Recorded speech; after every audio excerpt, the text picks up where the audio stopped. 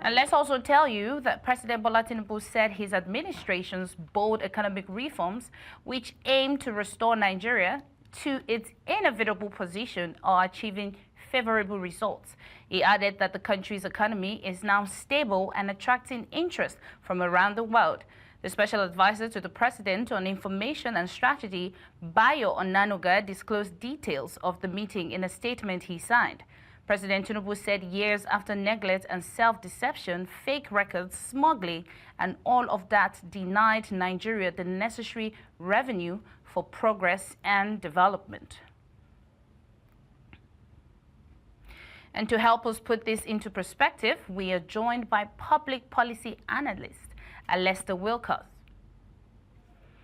Alesta, President Tinubu said, good afternoon and thank you for joining us this afternoon. Good afternoon for having me. It's my pleasure. Yes. President Tinubu said his administration's bold economic reforms, which aim to restore Nigeria to its inevitable position, are achieving favorable results. What's your take on this? Well, it's an undeniable fact to the fact that some of the bold steps that the president has taken are those that hitherto has been touted by the international in the international community. There are bold steps that the president has taken, which has long been requested for. Remember, just a few weeks ago, Professor Konjewela, our foremost economist in Nigeria, came calling, and he applauded what the steps the president has taken in order to redirect the entire economic framework and architecture of Nigeria from a subsidy-giving economy to a free market economy, which is exactly what a lot of international agencies are asking for, not just today, right from the days of the structural adjustment program of Bangida, of the former president of Bangida. So, haven't gone the whole hog at this point. I think the international community will feel comfortable, because right now, a lot of the things that are being put under common control, especially exchange rates, which is key in international business and trade, is no longer there. It's now a free market thing, and so people can feel free to come in with their money and go out whenever they want to go out, which will give investors a lot of confidence.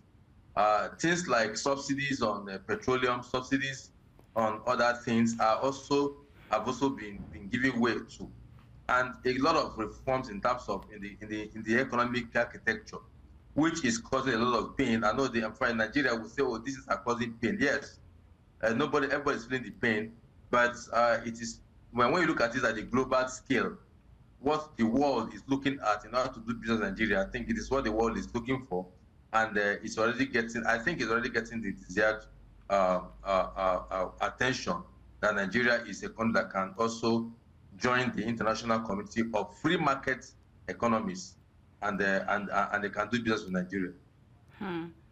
And in your own view, which specific economic reforms under President Tinubu, of course, have had the most measurable impact on Nigeria's international economic reputation? Well, the major ones, like I just mentioned, is talking about the free market economy, whether it's to the exchange rate. Before now, Nigeria has operated several exchange rate regimes. We touted market-driven exchange rate reforms, but meanwhile, at the back end, we still control the rate at which our currency exchanges with other currencies, and that does not give full measure of confidence to investors anywhere.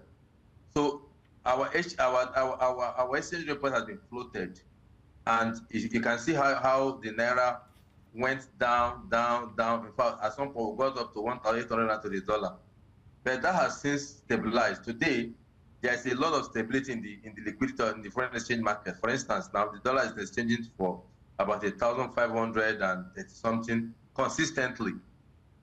So it is not a consistent. There's not consistency as to the fact that people, if over time, I'm sure if over time this remains, and it goes, I mean, for instance, it goes up, it comes down, it goes up, it comes down. There is that, it's not the one that will have a devastating effect. Maybe one day one government wakes up and say, we want to devalue the naira. Or one day under government wakes up and says, we want to revalue the naira. That will not happen. That may not happen in the nearest future. So that stability is there. And again, then the issue of energy. Now we have fully deregulated our energy sector. Yes, we will say it is causing pain to Nigerians, but we're seeing the gain in the fact that today there's a lot of investment will come in. For instance, now we see that people like the Dangote refinery is now exporting petroleum products abroad. You know, and I mean, how else can Nigeria become a great nation if you cannot import finished product, finished crude abroad? Now, again, we'll say, oh, it is an individual. Yes, that is how it starts. When individuals are in business, when individuals can encourage to do business to bring in their capital, more foreign capital will come in. Because Nigeria is a big market, as I can tell you. The unfortunate thing is that we Nigerians are not taking advantage of those reforms. Now, these reforms are painful because we say, oh, things are expensive, inflation has gone up. But we can also see that inflation is stabilizing, you know. So if we allow this process to continue, I don't like the one we say, oh, what the common man, the common man. Yes, the common man must be. But if we allow this process to continue and we gain the respect of the international community, over time, in the next few years, you know, you discover that things will always come down. The dollar has stabilized down. In fact, there's even now more attention in making sure that we don't get too down. Because if it goes beyond this, it will cause some economic distortion because people will no longer benefit from that reform. It will not become that you're not having less naira for more dollar, and then the price modulation is not working. So the only issue here is this: the government must be able to be watching the market and do not allow people to rip off others. What is happening in the country today is that there's a lot of rip off due to poor market information and analysis. In Nigeria, we don't care about the market information, what happens in the market. We just accept anything that is given to us, and then we say it is the government. No, the government must rise to the question to ensure that there is discipline in our demand and supply equation in all sphere. In everywhere that we are receiving goods and services, the government must be alive to the responsibility of moderating how Nigerians are treated. We cannot come to pay high costs when there is downward trend in the entire in the world over. So government must ensure that people are not ripped off. People are not. I mean, there is no profiteering against the people. There is a level whereby we get to where there will be price stability, and then price will start dropping, so that this inflation we are talking about, things are hard, will not begin to reap the effect of some of this stability. But we've not got to that level because government is still aloof in terms of trying to control how the individuals within the market play. Right. So do you think we can attribute Nigeria's participation in the recent, regional or global events to a change in foreign perception, or is it business as usual? Well, I wouldn't want to link Nigerian participation as a result of only the policies. Every government in Nigeria has been invited to such international forums. So Nigeria is a very, very beautiful bride in terms of its global standing, its population-wise, market size, and all other issues.